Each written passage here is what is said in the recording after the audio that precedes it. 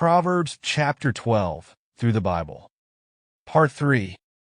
Heaviness in the heart of man maketh it stoop, but a good word maketh it glad. Proverbs 12 verse 25. Job said to his friends, "How forcible are right words." Job 6:25. Right words can bring comfort and cheer and encouragement to those who are grieving or who have a problem or have bitterness of spirit. We certainly are not to beat down a person who is having problems. We are to give him a good word. The righteous is more excellent than his neighbor, but the way of the wicked seduceth them.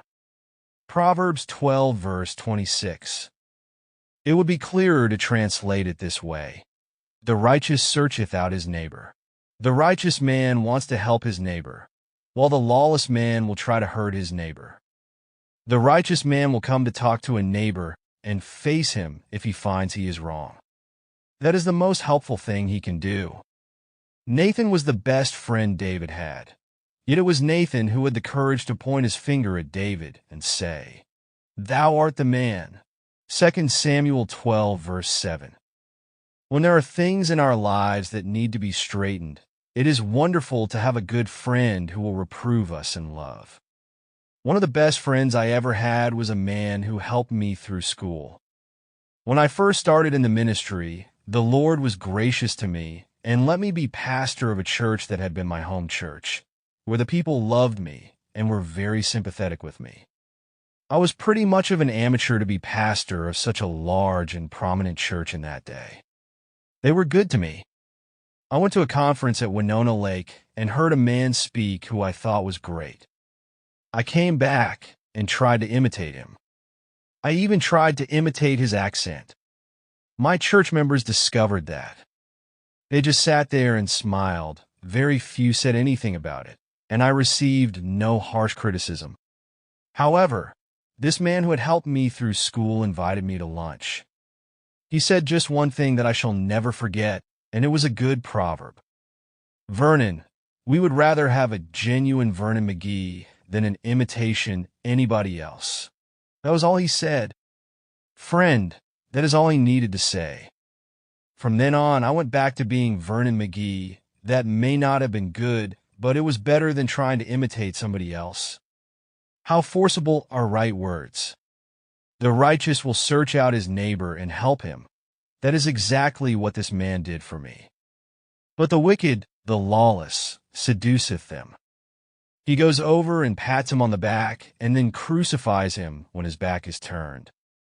These proverbs gear right down into your neighborhood, right down into your church, right down into your place of work, don't they? The slothful man roasteth not that which he took in hunting, but the substance of a diligent man is precious. Proverbs 12 verse 27. I find this proverb quite humorous. This fellow went out and shot a deer, but he was too lazy to skin the deer and cut up the meat and cook and eat it. You must be pretty lazy to be that kind of hunter. It's like the fisherman who will fish but won't clean the fish to eat them. But the substance of a diligent man is precious. In other words, he takes care of what he has. Remember when Ruth went out to glean in the field and Boaz was so generous with her that she had a surprising amount. Then she beat out the grain that she had gleaned. She could have come home and thrown the gleanings down in front of Naomi and said, "Look what I have done.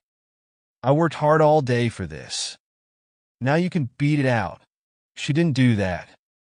This reveals the kind of spirit that was in her. Men, it won't hurt you to help with some of the work at home. You can even do the dishes now and then. I have learned that, since I am retired and at home more, I have become a member of the Honey-Do Club. It is honey do this and honey do that. When I was a boy, I used to tell my mother, "When I grow up, I'm never going to wash dishes again." Well, I must be in my second childhood because I'm washing dishes again. In the way of righteousness is life, and in the pathway thereof there is no death. Proverbs 12 verse 28. A wonderful vista opens to the child of God.